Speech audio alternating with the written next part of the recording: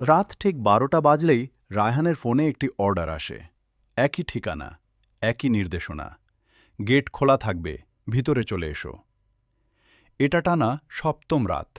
রায়হান, এত রাতে একই বাড়ি থেকে? শহরের একদম প্রান্তে সেই বাড়ি। দিনেও যেখানে কেউ যায় না, রাতে সেখানে দাঁড়িয়ে আছে রায়হান। গেট ঠেলে ঢোকার সাথে সাথে একটা ঠান্ডা বাতাস তাকে ঘিরে ধরে। লণ্ঠনের আলোয় বৃদ্ধা বসে আছেন। ভিতরে অন্ধকার, শুধু একটি লণ্ঠন জ্বলছে, আর তার পাশে বসে আছেন এক বৃদ্ধা। বৃদ্ধা, এসো বাবা, আমি তোমার অপেক্ষায় ছিলাম। রায়হান চুপচাপ খাবারের ব্যাগ এগিয়ে দেয়। বৃদ্ধা টাকা দেন, তারপর হালকা হাসেন। বৃদ্ধা, খুব শিগগিরই তুমি একটা লাল মোটর বাইক পাবে।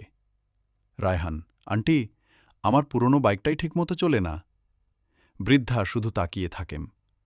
পরদিন দুপুরে ফোন আসে।